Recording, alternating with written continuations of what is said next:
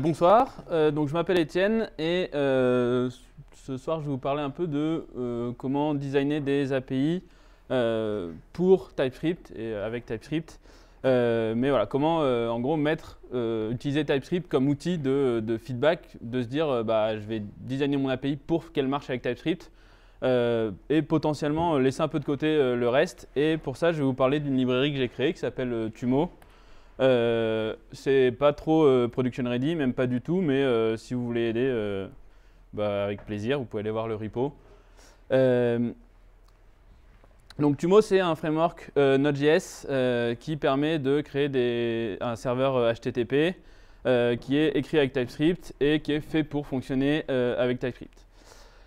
Donc un des objectifs de Tumo quand je l'ai créé, c'était d'avoir une manière de créer des serveurs HTTP avec Node, avec du typage strict, qui soit tous 100% typés. Et c'était aussi un petit peu parce que j'avais déjà utilisé Express, Koa, etc. Et j'étais pas sûr de tout piger comment ça fonctionnait derrière. Et une bonne manière de comprendre comment un truc fonctionne, c'est d'essayer de le refaire. Et du coup, bah, voilà, c'est un peu comme ça que ça a commencé. Alors, l'exemple juste ici, là, il n'y a aucun type de visible, pourtant c'est du TypeScript. En fait, juste Tumo par défaut, un mini-serveur, il n'y a pas de typage à donner. Et ça fonctionne, il y a du typage qui va fonctionner. Alors cet exemple, il est minuscule, donc ce n'est pas vraiment un bon exemple. Et pour voir un peu comment fonctionne un exemple plus complexe dans le monde actuel avec Node.js, on va regarder du côté de Koa comment il gère en fait notamment le partage d'informations. Je peux remonter un peu si vous voulez. Le partage d'informations notamment d'un middleware à un autre, donc d'une partie du code à un autre. Donc Koa, il utilise les middleware comme Express et il a ce système de use qui permet de dire je vais utiliser un certain middleware. Et ensuite, il utilise un objet contexte qui est partagé, qui contient une requête et une réponse. Et c'est là-dessus qu'on va avoir qu'on va pouvoir partager du code. Donc par exemple ici, on utilise un module de body parser, donc qui permet de parser le body d'une requête. Donc quand vous faites un post, vous envoyez un body, c'est ce truc-là. Ce body parser, il expose une propriété request.body. Par défaut, en JS, il faut juste savoir qu'il y a body parser quelque part dans le code. Et du coup, à l'autre bout du code, on peut utiliser .body sur la request et ça marche, c'est bon. Alors, le problème avec ça, c'est que c'est pas typé. Et donc, moi, mon but, c'est de résoudre cette problématique-là. Comment faire en sorte que ce système-là de partage de code, de partage de features, soit 100% typé.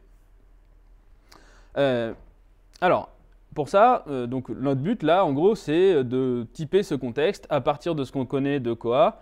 Et donc une première solution un peu basique, ce serait de dire bon, on va juste donner un type au contexte de Koa. Alors au passage, c'est ce que fait Koa si vous faites du Koa @type/Koa. C'est plus ou moins ce que ça va vous donner. Où du coup, on va avoir quelque chose comme ça. On définit le type middleware, donc un middleware de notre application, c'est un type générique qui a un contexte et c'est juste une fonction qui va recevoir ce contexte. Et puis ensuite, on va définir notre contexte pour notre app. Nous ici, on dit notre contexte, il a une propriété body. Et ensuite, ce qu'il nous reste à faire, c'est dire les middleware de mon application, c'est un middleware qui utilise ce app contexte. Et puis si, on peut imaginer, parce que avoir le contexte de base, c'est bien, mais ce qu'on veut, c'est potentiellement utiliser des librairies externes qui vont venir enrichir notre contexte, rajouter des features, etc. Donc on peut juste imaginer qu'on on combine nos types TypeScript, on a notre base contexte et puis un body contexte qui donne le type du body, un course contexte qui donnerait le type lié si on veut faire du cross-origin access, etc. Et à la fin, toujours pareil, on ferait comme ça. Alors, cette solution, elle fonctionne, on va dire ça comme ça, mais elle a plusieurs problèmes. D'abord, le type de notre contexte, il va devenir compliqué. C'est-à-dire qu'il va devenir relativement complexe. À chaque nouvelle feature, chaque nouvel objet qu'on va ajouter, on va avoir un type qui va grossir. Et en gros, la taille du contexte va être proportionnelle à la taille de notre application. Donc si on a une application qui devient très grosse, on va avoir un type qui est très lourd, très compliqué. Et je vais faire dans mon code contexte point, et là j'ai 200 propriétés qui vont s'afficher, et il va falloir choisir la bonne. Autre problème qu'on va avoir ici, qu'est-ce qui se passe si j'ai deux librairies qui utilisent le même nom de la même propriété. Bah, je vais avoir un conflit, alors à la fois au niveau de mes librairies parce qu'elles vont essayer d'utiliser la même propriété, et puis à la fois au niveau de mon typage parce que j'ai deux propriétés qui ont un type et quand il va combiner, il va faire un peu n'importe quoi. Et puis enfin, ici on ne se protège pas, et c'est déjà le cas dans Koa, de qu'est-ce qui se passe si j'oublie juste d'utiliser mon middleware. Qu'est-ce qui se passe si mon middleware n'est pas défini, j'ai oublié de l'utiliser, mais juste j'ai importé mon type. Bah, du coup, moi dans mon code, je vais dire c'est bon, mon type il existe, et par contre, une fois que je vais exécuter mon application, je vais avoir une erreur, il va me dire j'arrive pas à trouver cet objet, c'est undefined. Du coup, une deuxième solution, un peu plus avancée, ce serait de non pas imaginer un contexte qui va être global, de ne pas penser à un gros objet contexte qu'on va typer, mais plutôt de penser à une transformation d'un contexte. C'est-à-dire que mon contexte, il n'est pas fixe, ce n'est pas quelque chose qui est statique, il va évoluer. Et donc, avec cette définition, un middleware, c'est une fonction qui prend un contexte d'entrée et qui retourne un contexte de sortie. Ce qu'on va ensuite pouvoir faire avec du typage, c'est qu'on va pouvoir dire je veux composer deux middleware. Donc j'ai trois contextes différents, C1, C2, C3. J'ai un middleware qui passe de C1 à C2, un middleware qui passe de C2 à C3, et je retourne un middleware qui prend C1 en entrée et puis qui retourne C3 à la fin. Alors ça c'est assez, c'est pas trop mal, ça donne un peu envie, mais dans la pratique, c'est assez compliqué à mettre en place, voire impossible. Le souci avec ça, c'est que la manière dont TypeScript notamment infère des types, en gros, il va d'abord essayer de comprendre le type du middleware et ensuite essayer de les composer ensemble. Sauf que nous, on voudrait plutôt l'inverse. On voudrait qu'ils comprennent le type du middleware de ce qu'on veut faire au final et qu'ensuite ils disent du coup, cette middleware a ce type-là. Et du coup, comme TypeScript marche dans l'autre sens, on est soit obligé de faire des types qui sont très complexes, c'est possible, mais ça fait des types qui deviennent quasiment impossibles à manipuler. Soit on va avoir un typage qui n'est pas complètement correct et avec des trucs où on va devoir mettre laisser passer en gros des typages pas forcément stricts. L'autre problème, c'est qu'on a quand même besoin de donner le type de notre contexte, et on a quand même ce problème de, à la fin, le dernier middleware, il va avoir un type qui est un contexte qui est super complexe avec beaucoup de propriétés. Donc c'est pas idéal. Du coup, la solution que moi j'ai trouvée pour Tumo, c'est plutôt que d'essayer de typer le contexte, de un peu abandonner cette idée-là et plutôt utiliser des type guards ou en tout cas des fonctions de validation où on va perdre un avantage, c'est-à-dire qu'on va perdre la validation au niveau du typage statique. C'est plus le typage statique qui va nous affirmer que nos typages fonctionnent, mais à la place, ça va être nous, développeurs, l'API de Tumo, elle va nous forcer à devoir gérer les cas, nous forcer à devoir penser à « et si ce truc-là, il n'existe pas dans le contexte, qu'est-ce que je dois faire ?» Donc, pour ça, Tumo, il a la déclaration, le type middleware. C'est une fonction qui reçoit un paramètre qui s'appelle tools. Et ce tools, il va nous permettre de manipuler le contexte. On va notamment pouvoir écrire, donc ajouter, provider un contexte, exposer une valeur et lire un contexte. Et quand on va vouloir lire un contexte, il va falloir lui passer un token, c'est juste une variable en fait, un objet, qui correspond à cette valeur, à cette propriété du contexte. Du coup, l'avantage, c'est qu'on peut avoir autant de propriétés du contexte qu'on veut. On a juste à chaque fois à lui donner la propriété, le token de la valeur qu'on veut récupérer. Donc ça, c'est un vrai exemple qui fonctionne. Tumo, il expose un request consumer. La request, elle est exposée par défaut par Tumo. Et donc, je fais tools.readContext. Je lui passe la request consumer et je récupère la request. Si on essaye de regarder le typage de ce truc-là, on va se retrouver avec request qui est correctement typé, qui a les bonnes propriétés, qui est un Tumo request, qui est un type de Tumo. Alors, comment il fait Tumo pour savoir que ici ma request elle va avoir le type request? Pour comprendre ça, il faut aller voir du côté de comment on crée un nouveau contexte. Comment on fait si on veut exposer une nouvelle valeur dans le contexte. Pour ça, on importe un objet, un namespace ici, context, et on appelle context.create en lui passant ici un type, c'est le type de notre contexte, et on peut également lui passer une valeur par défaut. Alors, cette API, elle ne sort pas de nulle part. Si vous faites du React, elle vous parle peut-être, c'est le quasi copier-coller de l'API de contexte de React. L'avantage, c'est qu'on se retrouve avec un objet num context ici, que l'utilisateur n'a pas vraiment besoin de manipuler, mais qui contient le typage interne de, ici, number. Ensuite, ce qu'on va pouvoir faire, c'est qu'on va pouvoir exposer ce typage avec un tools.withContext. Et ce withContext, on lui passe un provider. Ici, on appelle une fonction qui s'appelle provider sur notre contexte, qui au passage est typé. Si j'essaye d'envoyer autre chose qu'un num, il va me mettre une erreur de TypeScript. Cette fonction-là, withContext, elle nous retourne une nouvelle instance, en fait, une nouvelle version de tools, qui cette fois contient la nouvelle valeur, et on va pouvoir appeler next dessus pour dire exécute la suite, lance le prochain middleware. Et comme le consumer qui va être associé à ce contexte connaît le typage, quand on va le lire, on va automatiquement récupérer ce typage. Un autre avantage de ça, c'est que ça permet d'avoir des valeurs en read-only.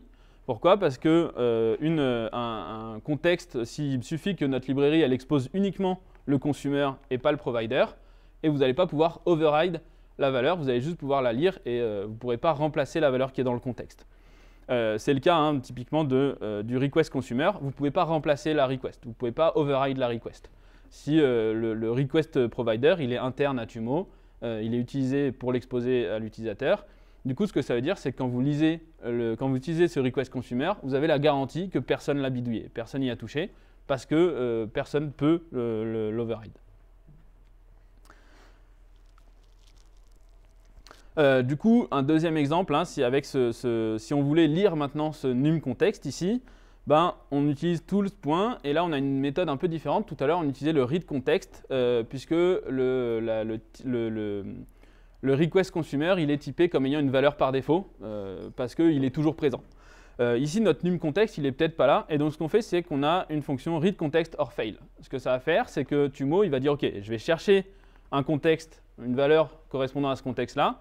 Si je ne trouve pas, je vais fail early, donc c'est une erreur, 500, et du coup, on a notre serveur qui crache directement parce qu'il manque un contexte. On n'a pas un num qui est undefined avec lequel on essaye de faire des maths qui donnent un not a number, et on retourne à l'utilisateur un truc bizarre, not a number user ou des trucs comme ça. Ici, on dit, voilà, si mon truc n'existe pas, je veux fail early. Si on avait à la place fait un read context, tout simple, le type de résultat, ça aurait été num or nul. Donc soit un nombre, soit nul. Nul si le contexte n'est pas là. Et donc on aurait dû gérer le cas où num est nul. Et donc c'est à nous, développeurs, de dire peut-être que ce contexte il n'est pas là, et peut-être qu'on n'en a pas besoin, peut-être qu'on peut lui donner une valeur par défaut, peut-être qu'on peut faire autre chose. Mais on est obligé de soit explicitement dire que s'il n'est pas là, c'est une erreur, soit de gérer le cas où il n'est pas là. Alors, au passage, ce système de contexte, je l'ai initialement développé au sein de Tumo et je me suis rendu compte qu'en fait, ce n'était pas vraiment lié à tout le reste, c'était un peu à part et du coup, je l'ai sorti. Donc, c'est une librairie qui existe qui s'appelle mid avec 2 i. Voilà, alors il n'y a rien dessus, mais si vous voulez aller voir le code en question, ce système de contexte de middleware, il existe en dehors de Tumo. Voilà, donc si vous voulez le réutiliser pour autre chose, vous pouvez. Ok, alors, petit live coding. Donc ici, j'ai un projet Node avec juste un fichier ici TS, Tumo d'installer et de quoi lancer le fichier. Donc hop, on va start et si je me rends sur, hop, alors on va pas le mettre là sinon il va m'ouvrir n'importe où, hop, localhost 3000, voilà, bon, ici il me répond juste hello world, fantastique. Alors là où, si on veut faire ce qu'on avait tout à l'heure, donc on va refaire ce contexte là, donc on va importer depuis Tumo notre contexte, hop. On va faire, alors je vais aller copier-coller parce que j'ai la flemme, hop, hop, hop, hop, hop. Il est où mon contexte? Il est plus bas. Je l'ai perdu. Ah. Hop. On fait un num context égale context.create. Donc là, on a notre num context. Ensuite, si je veux, je vais copier aussi mon expose num. Alors mon expose num, au passage, si ici je lui passe non pas un number mais YOLO, il me met bien une erreur. Il me dit non, non, ici c'est un nombre qu'il faut que tu envoies. Pareil, si je lui donne pas de valeur, il me dit non, non, il faut que tu m'envoies un nombre. Donc je ne peux pas exposer une valeur qui a un type incorrect. Pourquoi il râle sur le tools là? Ah, parce qu'il faut que j'importe ça depuis Tumo. Au passage, vous voyez que le type middleware, il est exposé par Tumo et il n'a pas de paramètres. C'est vraiment juste type middleware. On crée une middleware dans Tumo. Et quel que soit le nombre de contextes que vous avez, c'est le même type. Du coup, c'est super facile à manipuler. Et on verra aussi que le compose, par exemple, il simplifie, il n'a pas un type très complexe derrière. Pardon. Des petits faux contacts. C'est bon? C'est bon. Ouf. Ok, alors ensuite, on va également reprendre notre middleware ici de « je veux récupérer mon résultat ». Ouh, ça lag un peu. Tout va bien. Ok. Donc pareil, un middleware qui utilise numContext. Ici, on voit que mon num, il a un type number. Si je lui dis à la place juste hop, read context, ben, c'est num or nul. Et si je ne veux pas de nul, il faut que je gère le cas. Voilà. Alors ça, c'est géré par le typage de context.create ici. Au passage, ici, c'est nul ou number. Si je lui donne ici une valeur par défaut, ben, immédiatement, mon type, c'est number. Pourquoi? Parce que même si le contexte n'est pas là, Tumo, il va me donner la valeur par défaut du contexte. Il va me donner ici 45, et donc j'aurai forcément un nombre, même si il n'est pas présent. Voilà, donc ça permet d'avoir c'est du typage où on n'a pas à faire d'effort. Au passage, le number ici, il n'était pas nécessaire. Une fois qu'on a mis, il va inférer tout seul. Donc voilà, ça simplifie un peu le typage de ce côté-là. Ensuite, ce qu'on va faire, c'est qu'on va se créer une main middleware, et on va juste composer des middleware. Et donc là, c'est middleware, point compose, et on a juste à lui passer les middleware, donc dans le bon ordre, puisque les middleware, c'est un système de ça descend puis ça remonte. Il faut le voir un peu comme votre requête, c'est une balle qu'on lance contre un mur. Le mur, c'est là où vous répondez, vous renvoyez une requête. Et les middleware, c'est des espèces de vitres qu'il faut passer une fois dans un sens et une fois dans l'autre. Du coup, nous ici, notre expose num, il va à l'aller exposer un number et il ne fait rien en retour. Notre generate response, elle récupère ce nombre et elle retourne une réponse, et lui, il laisse juste passer le retour. Donc, voilà. Donc il faut le mettre en premier. On met en deuxième notre generate response, et ce main middleware, on le passe à tumoserver.create. Hop, si j'enregistre et que je recharge, ben, là, il me génère un nouveau nombre à chaque fois, et je n'ai pas à faire de typage trop complexe.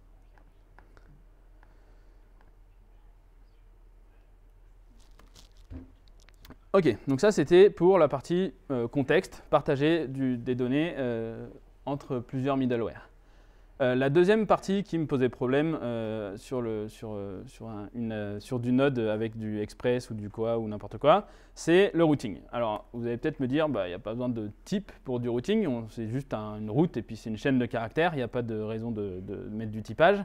Mais si je vous montre ça, vous allez peut-être commencer à comprendre. En fait, si on a une route qui prend ici avec un 2 points user ID, alors là, ce n'est pas une vraie fonction, mais on trouve ce genre de fonctionnalité dans Koa, dans Express, etc., où on essaye de matcher un paramètre, on a un morceau d'URL qui est dynamique et on veut le récupérer sous la forme, en lui donnant un nom particulier. Ici, mon match route, je me dis, s'il match, je veux récupérer mon paramètre user ID. Alors, si on veut typer ça, parce que ici, mon user ID, j'ai aucun moyen de l'extraire. J'ai aucun moyen de lui dire que ça va être une chaîne de caractères ou même que user ID, il existe. Une solution qu'on peut trouver, c'est de dire match route et je lui donne ici un objet qui dit voilà le type de mon résultat. Alors, sauf que vous avez peut-être vu le problème, c'est qu'ici on a mis un D en majuscule, ici on a mis un D en minuscule. Du coup, .id, tout va bien, TypeScript est content. Une fois qu'on run ça, ça nous fait une erreur parce que le ID minuscule n'est pas défini, vu qu'ici, lui, il a compris que c'était un D majuscule.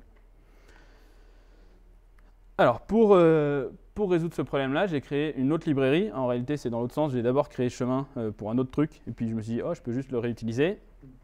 Chemin, c'est une librairie qui permet de faire du pass matching. À la différence d'autres librairies, elle n'est pas du tout focus sur les performances. Donc, si vous avez besoin de faire des milliards de pass matching en quelques microsecondes, passez votre chemin. No pun intended. Mais elle permet de faire ce que fait les autres, c'est-à-dire de dire 2 points post ID et je fais ça. Alors, si je fais ça, je vais avoir le même problème, c'est-à-dire qu'ici, mon post ID, il n'est pas du tout typé et je peux mettre ce que je veux. Il va juste me donner un type param, c'est un objet avec des propriétés et on ne sait pas ce qu'il y a en face. Là où ça devient intéressant, c'est que le chemin, il a un deuxième moyen d'exprimer des URL avec une API un peu plus verbeuse, mais aussi fortement typée, en faisant un chemin.create. Alors, chemin.create, c'est une fonction qui prend deux types de choses, soit des chaînes de caractères, quand c'est une constante, donc quand on fait /post, c'est toujours /post, on peut lui donner juste la chaîne de caractères, soit des chemins param. Alors ces chemins param, c'est des choses qui sont exposées par la librairie chemin, et ici on l'a renommé en P, hein, juste pour faciliter un peu la lecture, et on a différents moyens, différents outils en fait, pour exprimer notre route. Ici, on utilise une string donc pour dire qu'on veut une chaîne de caractères, on veut inférer, trouver une chaîne de caractères dans notre URL, et on lui donne en paramètre le nom qu'on veut lui donner. Ici, ce sera le post ID. Et puis ensuite, on lui donne un optional const, donc c'est une constante mais optionnelle. Ici, c'est delete. En fait, on a exactement la même chose que ici, c'est-à-dire 2.postID et delete, qui est peut-être là, peut-être pas. Donc l'intérêt de ça, c'est que quand on va essayer de matcher quand on va essayer de faire un match sur cet objet chemin, si notre match existe, donc si notre route elle arrivait à matcher, qu'on essaye d'accéder aux params, on va avoir un type qui, là pour le coup, est capable de comprendre que il ne trouve pas le post ID avec un D majuscule sur post ID et delete. Donc il voit que post ID c'est string, delete c'est booléen, et il comprend même que c'était potentiellement le post ID qu'on voulait ici. Alors, comment ça marche? On a un type, en fait, chemin param, qui est un type un peu abstrait, qui n'est pas fait pour être utilisé par l'utilisateur, en fait, qui est un faux type. Il n'y a jamais de valeurs JavaScript qui ont ce type-là. C'est juste pour manipuler du typage. Et ce chemin params, il prend, en fait, c'est là où est un peu le secret de comment ça fonctionne, c'est ça, c'est ce n_extend string. On lui dit, voilà, on veut un type qui étend de string. Qu'on va garder ici, en même temps que la valeur de résultat. Et ensuite, quand on a notre p.string, ou notre string param ici, on donne un type dynamique qu'on récupère ici et on retourne chemin param. Ce qui va se passer, c'est que quand il voit ça, TypeScript, il ne dit pas, OK, du coup, n, c'est une chaîne de caractères. Il dit n, c'est la chaîne de caractères qu'on lui passe ici. Il faut savoir qu'en TypeScript, il y a le type string, qui est le type n'importe quelle chaîne de caractères, mais il y a aussi un type pour chaque chaîne de caractères qui peut exister. Donc foo, la chaîne de caractères foo, c'est un type. Du coup, quand nous on fait ici string.postID, il l'infère, il trouve tout seul un type postID tel quel. Derrière, ce qu'il va faire, c'est qu'on va le passer à un petit type params qui récupère le type de notre clé, donc notre type postID en chaîne de caractères, et qui l'utilise comme clé. Et donc si on essaye de passer un chemin params foo string, il va nous créer un objet avec une propriété foo et un type en face string.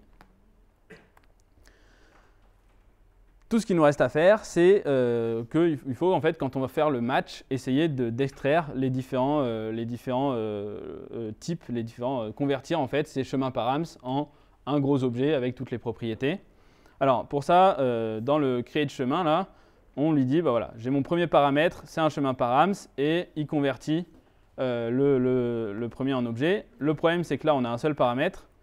Du coup, il faut juste faire de l'overload de fonctions. Il n'y a pas d'autre manière de faire. J'ai un peu tout tenté avec des trucs récursifs et tout. TypeScript, il perd le type des clés. Et donc, la seule manière que j'ai trouvé de faire fonctionner ça, c'est de dire, voilà, quand j'ai un paramètre, ça marche comme ça. Et du coup, je retourne mon params de P1. Et quand j'en ai deux, je retourne mon params de P0 et P1. Et quand j'en ai trois, je veux P0, P1, P2, etc.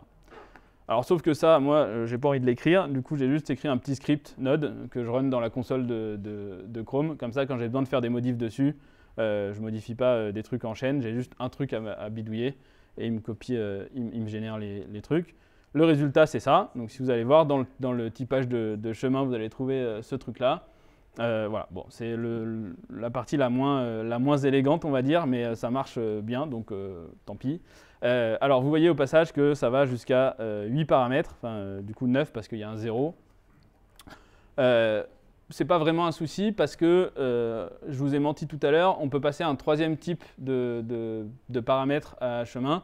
C'est tout simplement un chemin lui-même. Donc, on peut composer nos chemins. Donc si on a besoin de plus que 9 paramètres, il suffit de sortir les 8 premiers et d'en créer un autre qui prend 8, enfin celui qu'on vient de créer plus le reste. Vous avez un exemple ici. J'ai une base de admin, post et un paramètre string postID. Et puis j'ai ensuite un chemin qui prend ma base et qui rajoute un optional const delete. Si j'essaye de matcher ça, ça va me donner un objet params qui contient un post ID et un delete.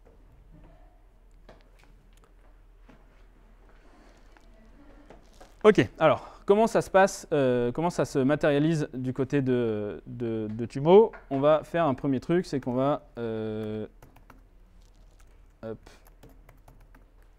on va reset notre application pour faire un truc un peu clean. Donc première chose, c'est qu'on va vouloir créer nos routes. Alors pour ça, Tumo il exporte les chemins et il exporte aussi chemin params. Donc on peut les récupérer ici. Et ensuite, ce qu'on va vouloir faire, c'est dire par exemple, on a une user route ici, qui correspond à chemin.create, qui prend un user et un p.string de user ID. Ok, donc ça c'est notre route. Ensuite, ce qu'on va avoir besoin de faire, c'est de gérer notre route dans Tumo. Pour ça, on a besoin de deux choses. On a besoin d'un routeur. Et on a besoin d'un objet route qui nous permet de créer une route. Alors, on va se créer nos routes. Pour l'instant, on va en avoir que deux. Nos routes, ça va être, on va les passer directement à notre routeur, qui prend en paramètre, j'ai oublié si c'était un tableau directement, ouais, un tableau. Ici, on va lui passer route, et route, on a get, post, etc. pour définir nos routes. Donc ici, on va lui donner get. En deuxième paramètre, on lui donne l'URL. Alors, on peut aussi lui préciser juste une URL en chaîne de caractères, ça marche, notamment quand on veut un slash, ça fonctionne. Et ici, on peut par exemple lui retourner une réponse. Si je veux par exemple, plutôt que juste du texte, on va retourner une JSON response avec un with JSON et lui envoyer un objet hello world. Hop, autre chose qu'on peut faire. Alors, est-ce que j'ai mis à jour ou pas? J'ai un doute. Est-ce que j'ai un fallback là? Non, j'ai pas de fallback. Zut. Bon, tant pis. On va devoir faire ça. Hop. Alors, on peut aussi lui passer ici. Il y a un raccourci normalement, mais je n'ai pas mis à jour, donc je ne l'ai pas. On peut ici lui passer un objet en lui disant je veux exact false pour lui dire même si. Hop, pourquoi il m'a fait ça? On peut lui dire que exact est false pour lui dire on ne veut pas matcher le chemin de manière exacte. Donc en fait, ça va juste tout matcher ici. Et ce qu'on va pouvoir faire ici, c'est lui renvoyer une erreur 404. Pour ça, dans Tumo, on a une manière toute simple, c'est on throw une new et on récupère une HTTP error depuis Tumo. Et là, on a un not found. Hop. Et au moins, on est sûr que on ne renvoie pas un truc, on interrompt le script et ça va l'arrêter. Alors, on va se faire notre route de user quand même, histoire de. Donc, hop, route, on va passer en paramètre notre user route. Et ici, on va mettre hello.user juste pour tester. Une fois que j'ai ça, je vais utiliser mon routeur. Ici, si je regarde mon type, c'est un middleware, donc je peux l'utiliser directement dans mon compose. Ou même, ce que je peux faire, c'est directement faire tumo server.create et lui passer mes routes. Alors, si je fais ça, ça ne va pas vraiment marcher. Il me dit internal server error, missing URL parser context. En fait, par défaut, le routeur... une petite faute de typo, merci, je la corrigerai.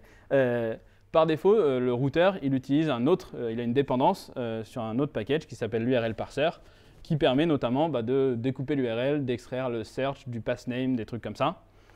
Et du coup, il nous le faut, donc on va aller juste l'importer dans Tumo. Hop, on cherche l'URL parser, et il faut qu'on l'utilise avant notre routeur. Donc dans notre route ici, on va se faire comme tout à l'heure main, puisqu'on a besoin de composer. On va faire middleware, .compose. On va passer, j'ai mon URL parser par là. Alors l'URL parser directement, l'URL parser là, c'est pas un middleware directement, c'est une fonction parce qu'elle peut prendre des paramètres. Peut-être pas, remarque, mais elle devait avoir des paramètres à une époque. Et ensuite, on va pouvoir passer nos routes et passer main ici. Une fois que je fais ça, et que je dézoome un peu parce que là c'est très très gros, j'ai ma route qui marche. Alors ici j'ai mon hello world puisque je suis sur la route index. Si je mets /foo bar, j'ai ma 404, et si je vais sur user/demo, j'ai mon hello user. Alors au passage, si on voulait faire les choses bien, on pourrait utiliser une autre middleware ici qui s'appelle HTTP error to JSON, qui fait précisément ce que vous pensez, c'est-à-dire que si on a une route inconnue, il va convertir une erreur HTTP en une réponse JSON, sachant qu'il garde le statut HTTP, hein, donc c'est bien une 404, juste elle a un body avec du JSON. Ok, alors maintenant c'est bien beau, mais nous ce qu'on veut c'est que quand on arrive sur user/Etienne, ben, on veut qu'il nous dise hello Etienne. Je ne veux pas qu'il me dise hello user. Du coup pour ça, on va devoir utiliser le routeur, le contexte du routeur. Donc pour ça, on va récupérer ici un objet qu'on va appeler routeur. On a besoin de nos outils, nos tools, et on va faire un tools.read context or fail, et on va aller récupérer le routeur contexte. Routeur consumer, pardon. Hop, alors ce routeur ici, il a plusieurs propriétés, notamment vous voyez qu'il a un get or fail as. Alors tout ça c'est des options qui permettent de dire est-ce qu'il est en not found, est-ce qu'il a des paramètres, etc. Donc c'est des choses plus poussées. Mais surtout il a un get et un get or fail. Ça nous permet de récupérer, de dire voilà, je veux récupérer les paramètres de la route user route si elle match.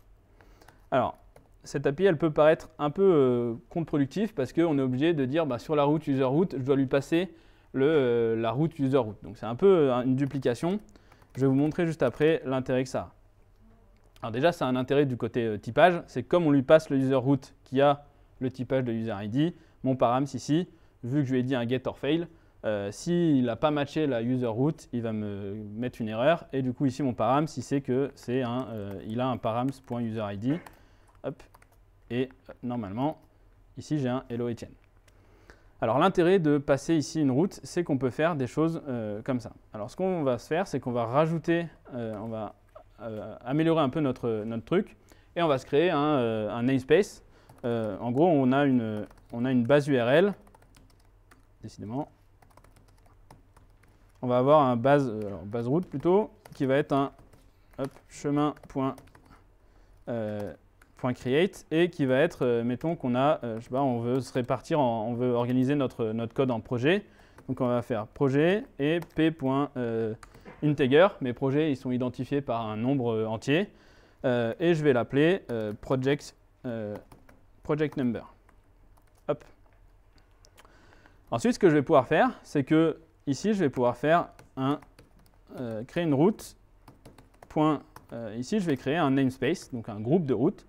Je lui passe ma base route et je vais lui passer ensuite des children. Donc un premier truc que je vais lui passer en paramètre, je vais déplacer ma route user dans les children de mon namespace. Et je vais également mettre une route not found ici, donc un fallback en gros, pour lui dire si tu trouves rien parmi la base route, tu retournes 404. J'enregistre ça. Hop.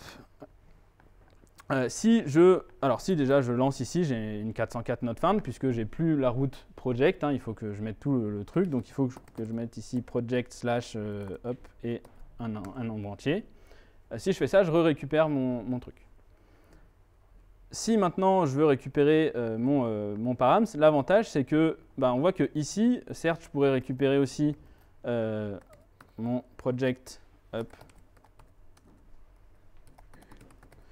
Mon project params, je peux le récupérer ici en faisant un get or fail de la route project, je l'ai appelé base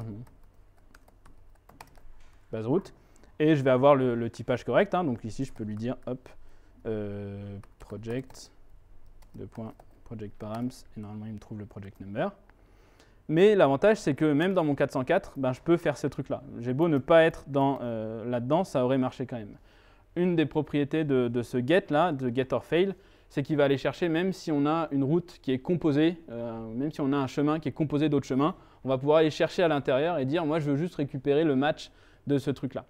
Alors ça, ce que ça permet, c'est qu'on va pouvoir mettre, par exemple, un middleware qui va protéger contre un certain projet.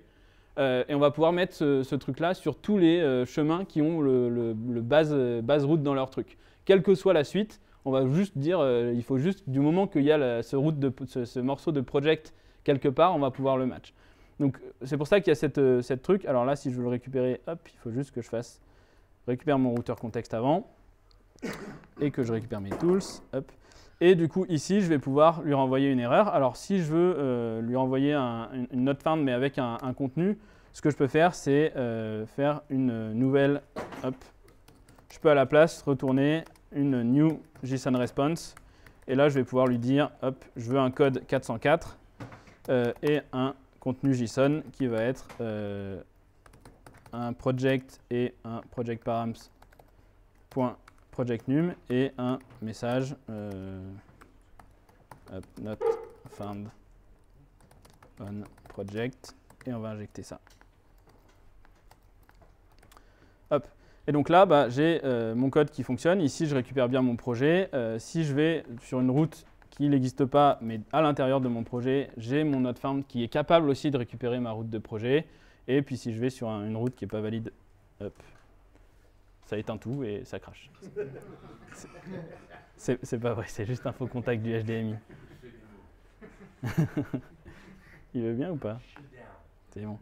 Hop, il nous met un 404 not found. Alors là, je ne sais pas pourquoi il n'a pas pris en compte ça. Il faudra que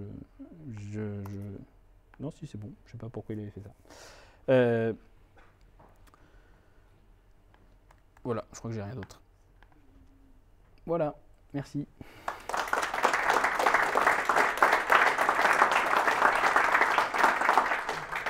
Alors, du coup, juste, il y a un site web, mais il est assez bancal. Du coup, allez plutôt sur le GitHub si vous voulez voir des trucs.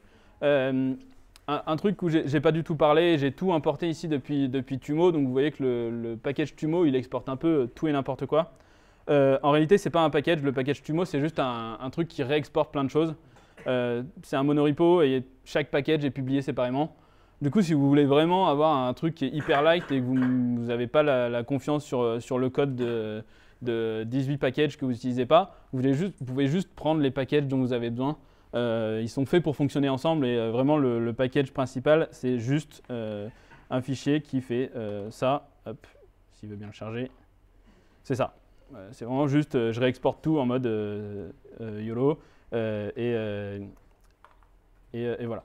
Un autre truc sur lequel j'ai un peu, il y a à peu près 0 dépendance. Il y en a une ou deux, je crois.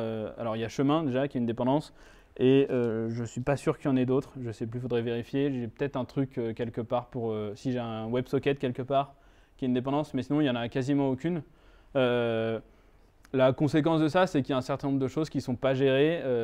Par exemple, si vous allez voir dans le code source d'Express, il y a à peu près un gros quart, même plus une grosse moitié du code source et des librairies utilisées. C'est juste pour parser le body. En gros, il parse le body parce qu'il gère les caractères dans tous les encodages possibles et imaginables et qu'il gère aussi des versions de Node plus anciennes, etc. Moi, j'ai fait des choix un peu de dire bah, je veux un truc qui marche pour moi. Du coup, ça gère que les dernières versions de Node. Du coup, l'avantage, c'est que le package qui gère les compressions, il a Brotli et c'est juste Node Brotli. Il n'a pas de package séparé pour gérer ça.